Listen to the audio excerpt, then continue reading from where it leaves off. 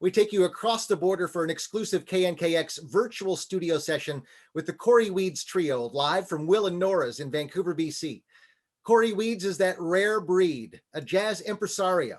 Not only a thrillingly talented saxophonist, Mr. Weeds was the founder and owner of the Cellar Jazz Club, one of North America's finest venues for more than a dozen years, and the label he named for it, Cellar Live, is celebrating its 20th anniversary this year. Cory was in our studios a couple of years ago, celebrating an album he helped release, Cannonball Adderley, Swingin' in Seattle. The session featured Thomas Marriott and a great band, including the original drummer from those Adderley shows, Roy McCurdy. You can check out that session and the massive archive at knkx.org anytime. Tonight's performance is a special treat, with Cory performing in a trio with two more of Vancouver's brightest jazz stars, bassist Jody Prosnick and pianist Tilden Webb. Remember, you make these virtual events possible with your support.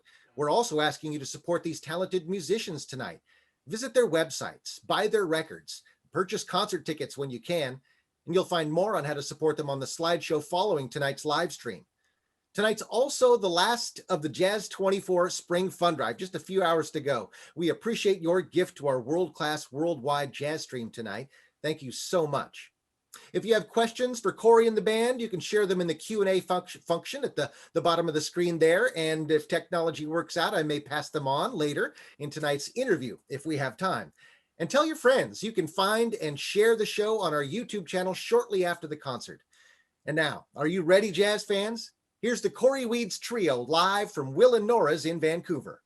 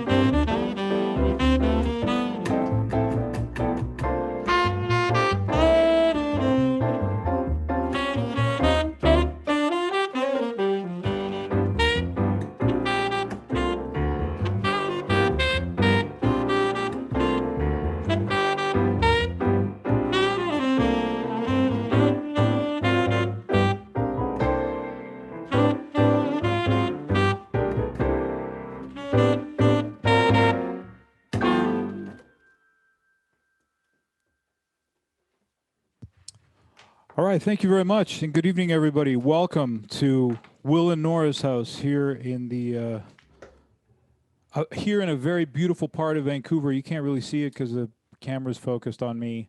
There's a bunch of equipment over there in the corner, but we are really in one of the most beautiful spaces to make music for you this evening. We can look out and see the beautiful sun and the ocean, and downtown Vancouver. It's really quite breathtaking. So we're very happy to be here, and we're happy to be a part of International Jazz Day. Happy International Jazz Day, and really honored to be asked by KNKX to be a part of this big day. And it's also the last day, I believe, of the spring fund drive. And KNKX has been an important part of my life, of course, in its previous incarnation as KPLU during our trips to Seattle. Going down and listening to all the fantastic music that plays on the station. I'm still a big fan of the station, and I still listen to it all the time. It's a little more difficult to get up here in Vancouver, but on my many drives down the I-5, it's always on KNKX. Of course, I haven't made many of those drives in the last year for obvious reasons, but we hope that that changes over the next little while. Joining me tonight are two of my very dear friends. On the bass, we have the lovely Ms. Jody Prosnick, and on piano, we have the fantastic Mr. Tilden Webb, and yours truly, Cory Weeds, tenor saxophone. We started off with a tune written by Tilden. We're going to play all original material today. Two tunes by each of us. That first one, as I mentioned, written by Tilden Webb, called Just Like That. And as a matter of fact, we recorded that very tune right here in this very space as part of a record of mine that came out that was the title track of, Just Like That. We're going to continue now with another tune from that record, this time from the pen of our bassist, Jody Prosnick. Sonny Rollins wrote a tune called Origin, and that's what this tune is based on. And Origin is spelled Nigeria backwards, and Jody was very clever. She calls this one Adenak, and I will let you figure out while we're playing what that spells backwards.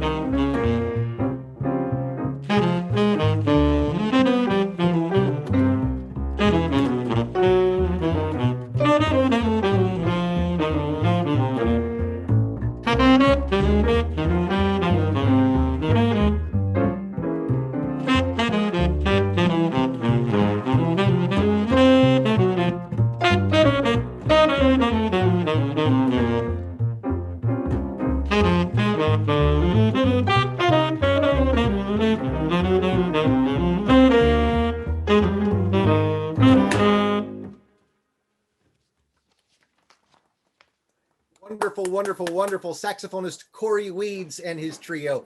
Jody Prosnick, bass, Tilden Webb at the piano. Live at Will and Nora's in Vancouver. I'm Abe Beeson from the Record Room here in South Seattle, and we're going to hear plenty more music, but first a little break to talk with Cory and celebrate International Jazz Day. This is a strange situation, as all these live streams have been, where the musicians are kind of in studio mode. They can't hear the applause of the audience and get that energy. But Cory, let me just forward on that I've been hearing from audience members. They are applauding each and every solo taken. So let's hear it for the band once more time. Clap away at home, if you will. Just sounding great on your end, Cory. Happy International Jazz Day to you. Thank you. You as well. And I would love to hear, I'm pretty familiar, especially with the great players that have come from British Columbia and so many wonderful players across the country. If you could inform some of our listeners about the great jazz tradition of Canada. Yeah, well, I mean, there's a great jazz tradition in Canada, but specifically in Vancouver. I've lived pretty much my whole life here in this city, and the jazz history goes back quite far. I think about the record, Abe, that I see you have in the background of Cannibal Adderley that we released on our archival label. It used to be much easier back in the day for musicians, American musicians, to cross into the country and play. So there's quite a circuit in Vancouver. There was an old club before my cellar called the Cellar on Broadway and Watson Street that was the host of so many great beboppers and performers. And then, of course, the Cave Supper Club was a big one here in Vancouver. It was more like a show club. But the tradition and the jazz tradition here has always been extremely strong in Vancouver. And, obviously in the bigger centers like Montreal. I know Tilden and Jody spent a lot of time in Montreal attending McGill University and living in Montreal. Great jazz scene there. Toronto, also a great jazz scene. But even in some of the smaller cities like Edmonton and Calgary, Winnipeg, a great university program in Winnipeg. So a lot of great things happening all across the country, producing incredible musicians, and it never ceases to amaze me how I find out about these great musicians coming out of small towns. I think of Jocelyn Gould, a wonderful guitarist from Winnipeg, Manitoba, and there's a whole bunch of people flooding into my brain right now. There's so much talent spread out all over the country playing this great music. So there's a great tradition here in Canada. Now, Cory, your latest record pulls inspiration from across the pond, keeping with the International Jazz Day theme. O Sole Mio, music from the motherland. Tell us about your latest album inspired by Italian music. Yeah, well, I can. People are a little confused by that title and that concept because they're like, Cory, you're not Italian, are you? And so the answer is no, I'm not Italian. I want to be Italian. I wish I was Italian. I tried to be Italian, but I have I have a long love affair with that country. I almost moved there actually in 1999 after having visited 3 or 4 times. Instead, I stayed and bought a jazz club and started a record label. I'm not sure if that was the right choice or not, but that I've maintained that love of that country and that culture and those people. When the cellar closed in 2014, I struck up a really good relationship with the Italian Cultural Center, and the cultural director there, Giulio Recchioni, became a very dear friend of mine. And he gave me a grant to make some sort of recording that was Italian based. Um, and I had worked with Mike Ladon, whose family was originally from Sicily, and I thought he'd be the perfect guy. And so when I approached him about this idea, um, he was a little reluctant at first and thought it's going to be too cheesy. And I said, no, no, no, it's not. Just sit with it for a bit. And I kept feeding him tunes, and very quickly he got excited about all the things that he could do with the various Italian tunes. And we used, some Italian American composer tunes like Harry Warren, who's actually his name. I wish I could remember his actual name. Harry Warren is his American name. He's actually got a very Italian name.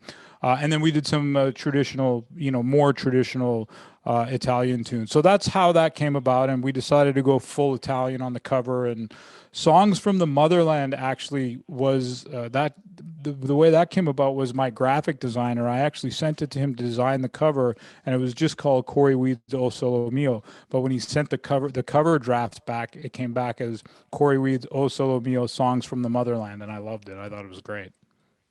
And you're working with a great band, as you said, Mike Ladon. It's the Groover Quartet on the record, the great New York outfit. And you've had some wonderful connections with New York. You mentioned your Italian connections. You used to take jazz fans on tours to New York.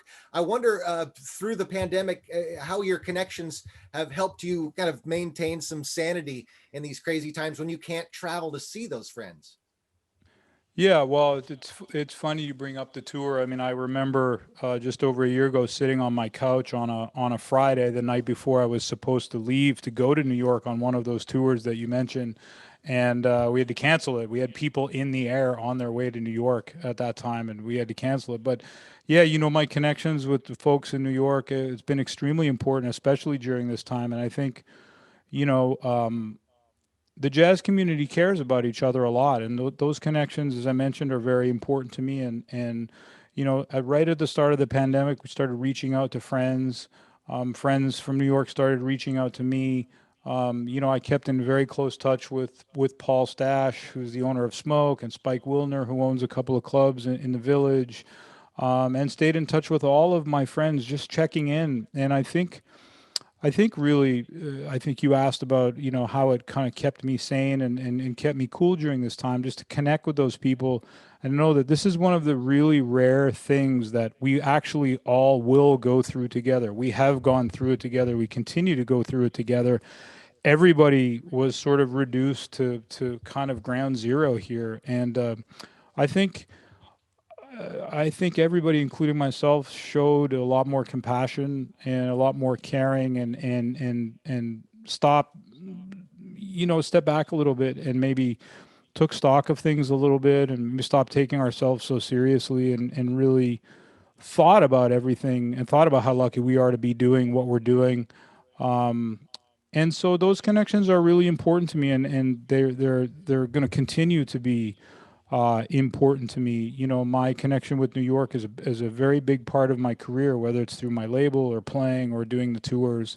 But really, just knowing, you take for you. I see my New York friends. I probably go there 3 or 4 times a year, and now it's going to probably be, close to 2 years since I've been to that city. It's important to check in with those people because I have many very dear friends there who I care a lot about, who have suffered greatly. Again, I think about Spike and Paul Stash, and the various club owners that have really, really struggled in New York City. So, it's been important for me to continue to check in with them for sure. And to all of our listeners out there, I know, speaking for myself, I can't wait to get back in the clubs. So when you are safe enough to get back in the clubs, don't get in for free. Don't take free drinks. Spend as much money as you can at these clubs. They are dying for a little bit of income coming in right now. Cory, you mentioned the label, the 20th anniversary of Cellar Live. Can you tell us about the journey and the spin-off Cellar Music and Reel to Reel? Sure. Well, I'm always quoted as saying this. It's my most famous quote, and I don't have many famous quotes. I have a few infamous quotes, but my most famous quote is that I've been trying to put this label out of business since it started, and that's really true. And at some point, in the last couple of years, I've realized that this thing isn't going to go away, despite me trying to put it out of business. So, over the last probably 3 or 4 years, I've really embraced it. I'm not quite sure how, how it's managed to hang in there. I mean, one of the beautiful parts about it is that I don't, I'm not using a label to pay my mortgage or feed my family. It's a labor of love. And it's something that generates a lot of offshoots. It generates gigs, it generates tours, it generates interest. And so it's been a really fantastic journey. I never ever ever envisioned, nor wanted, nor thought we would have, a label that was boasting 250 titles. It's mind-boggling to me to think how that happened.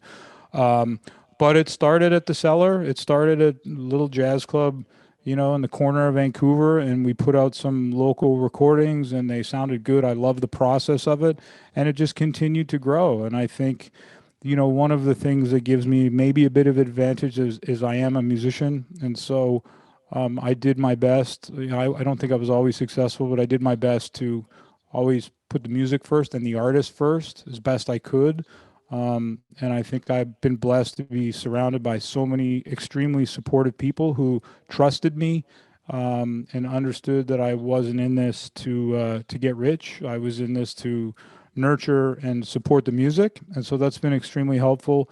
And along the way, I've got to do some pretty incredible things. I got to record Ron Carter. I got to hang out with Ron Carter. I got to record and play with Joey DiFrancesco. You talk about the O Solo Mio record. That's one of my favorite bands ever. Just to listen to, let alone to get to stand beside Eric Alexander and play music with him. And then I met my dear friend Zev Feldman, who lives in LA, and we started this little thing called Reel to Reel, which is dedicated to archival releases, which has been an incredible experience and a lot of fun. We have more stuff coming out. We have a really great Harold Land coming out that was recorded in Seattle. We're working on some other stuff, and there's been some other initiatives started. I'm working on a series of recordings with that are produced by Jeremy Pelt as a way for Cellar Live to acknowledge Black lives and to support Black musicians and Black leaders, because I think that's something that's really important. And when that was happening, when the Floyd thing was happening and people were blacking out their Instagram screens, I sort of felt like that wasn't enough. I mean, of course it wasn't enough, but something left me feeling funny about sort of doing that. And then, the next day returning to normal. So I got together with Jeremy Pelt, and Jeremy Pelt was extremely patient and extremely helpful with the concept, and so he's sort of leading the charge on that. And I have a relationship with Spike Wilner now in the Smalls Live Foundation, where he's basically giving us recordings that he's funded through his society, and we're putting them out to the world through the label. So many great things are happening. I'm extremely blessed. Yeah, everyone dig into that Cellar Live catalog and get ready for Harold Land Westward Bound live at the Penthouse coming out for Record Store Day in June. Tell us, Cory, a little bit about this wonderful trio. I think you probably got Jody and Tilden as a package deal. Tell us about these wonderful talents. I did get them as a package deal, but I don't have to hire both of them. I love to hire both of them. I don't always hire both of them, but I don't get them any cheaper. But it's not like a 2-for-1 kind of situation, Then I'd hire them all the time. But Tilden and Jody and I go way back, almost right to the beginning of the club, very close to the beginning of the club. Started as friends, and then played together in various different bands and various different configurations. I was the MC at their wedding, which was a lot of fun. And Jody recorded a record. There are two records that are extremely important in this. Well, there are many records, but there are two in particular that are extra special in the catalog for Cellar Live. One of them is Jody's record, which is called Foundations, which still to this day ranks among my probably top 3 or 4 records on the label. It's an absolutely wonderful release. And Tilden Webb had the opportunity with his trio, which was Jody on bass. He has to hire her. That's a whole different thing. With Jody on bass and Jesse Cahill on drums, got to make a live record at the Cellar with David Fathead Newman, the late great David Fathead Newman. And that record is an extremely special record. So, and I've been saying over the pandemic, I've been playing a lot with Tilden, which has been a really nice treat, because pre-pandemic Tilden was extremely busy, and it was hard to get him a lot of times. And so over this pandemic, we've probably played more over the pandemic than we did the previous 5 years. So it's been really great. And Jody and I have done lots of various things together, whether it's my band or her band or somebody else's band that we're in. So yeah, we go way back, and it's really nice to make music with people that you love and people that you trust, and people that you've been to war with, been to the jazz wars with. And so it's a nice feeling. And it speaks to it just speaks to the times we're in. You maybe took some things for granted. I know I certainly did. I didn't do it on purpose, but this time has really allowed me to reflect on things and maybe enjoy things a little bit more, and again realize how lucky I am to be surrounded by such great musicians and great people. And so there it is. Well, it's great to hear about very busy musicians. That's always something I love to hear about. Cory, you mentioned David Fathead Newman, one of the great nicknames. I might say that Cory Weeds is a great jazz name. It's perfect for those 50s, 60s album title puns. You've got a record called Everything's Coming Up Weeds. I wonder, over your career, do you have any favorite Weeds puns that you've come across? Well, let me tell you this. I'll tell you when it comes up. That's very funny. My wife, who kept her name, obviously, her last name is Stone. So you can imagine what happens when we cross the border and show our passports to the border guard. A couple of times they've taken a look at it and looked at us and gone, "Really? Stone Weeds? Really? Come on." Weeds isms, though. There's not very many people call me Cory, so I'm certainly more familiar just being called Weeds. I do want to make I have a great idea for a cover where the album is called Everybody Digs Weeds, and it's it's the band with shovels, and I haven't decided if like I'm gonna be in the dirt, or I haven't quite conceptualized it totally yet, but I know I love it. Joey DeFrancesco calls me Weedsy, which is I kind of like. So yeah, I've pretty much heard them all. Of course, now you put me on the spot. I can't remember any of them, but I pretty much heard them all. People are always there's a cannabis chain up here called Weed, so you could imagine the jokes and the text and the pictures. Somebody will send me a picture of that cannabis shop, like that's the first time anybody's ever done that. I'm like, wow, really original. So yeah. Well, I'm looking forward to the jazz cigarette endorsement, Cory. That'll yeah, there you go. All right, it's time to get back to playing some music. What do you have next for us tonight? Well, we're gonna, you heard me mention earlier two things that I got to MC Jody and Tilden's wedding, and they got to make a record with David Fathead Newman, and this was a tune.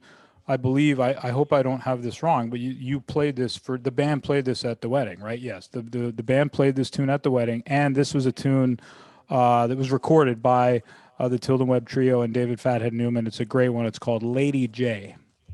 And here they are, Cory Weeds, Jody Prosnick, Tilden Webb, streaming live for KNKX, the Cory Weeds Trio.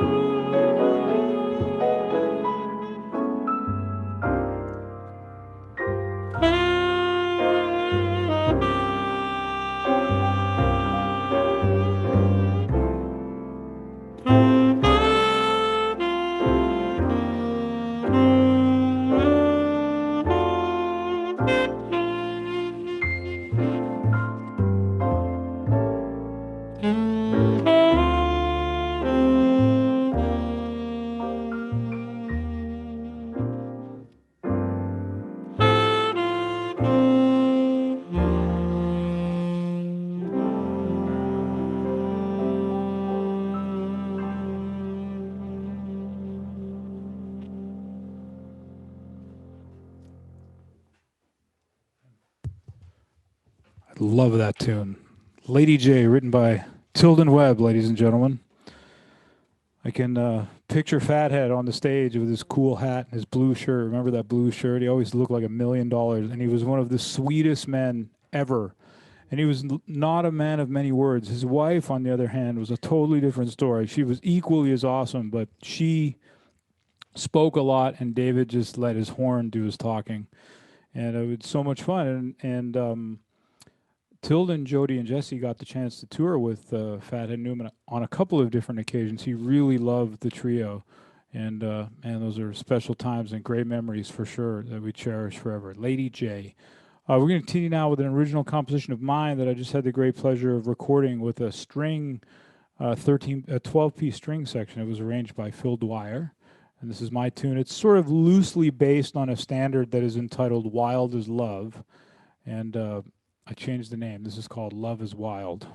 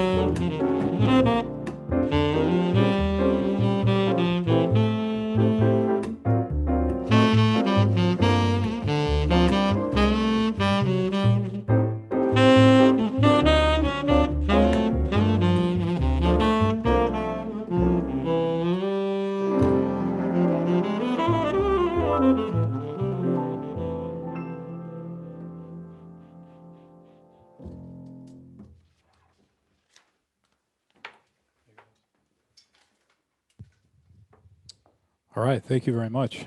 I should mention that if you like any of this music, you can get most of it by visiting the website cellarlive.com or cellarmusicgroup.com. And for Jody's record, you can get it digitally. It's no longer available physically, but you can get her Sun Songs album, which is equally as wonderful. Features great Lila Bialy, who some of your audience in Seattle might be familiar with. And Tilden's trio record is on there as well. It's called is it called Cellar Groove, right? Yeah, Cellar Groove. And then Tilden and I and Jody have done a bunch of stuff together on various different records. Tilden is on a record of mine that I'm really proud of called Let's Go, just like that I mentioned as well. And another great record on that on the label is one led by drummer Joel Haynes, who's a great drummer originally from Ontario. He lives there, makes his home there now. And it was a recording done with Tilden and Jody and the great Seamus Blake on saxophone. And this is one of my very favorite tunes ever, not just on that record, but ever. It's a great tune written by Jody. It's a beautiful ballad. It's called L'Espace for Loreen.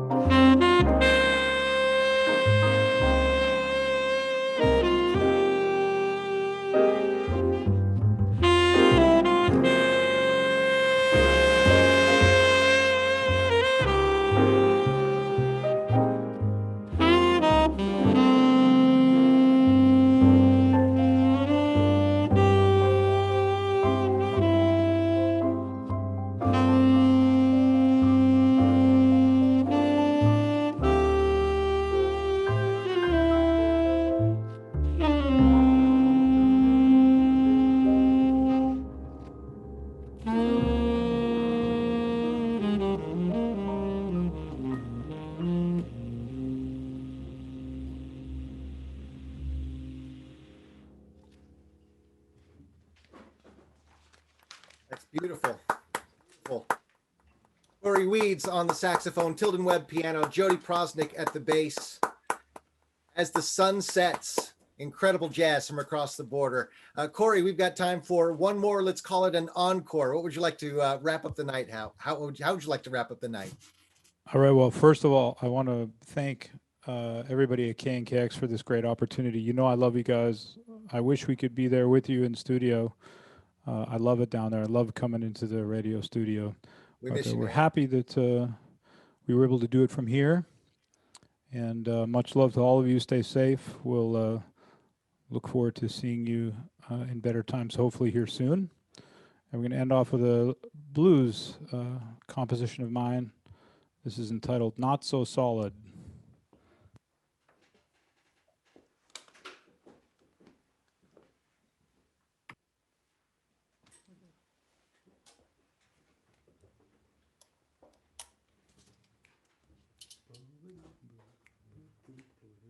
One, two,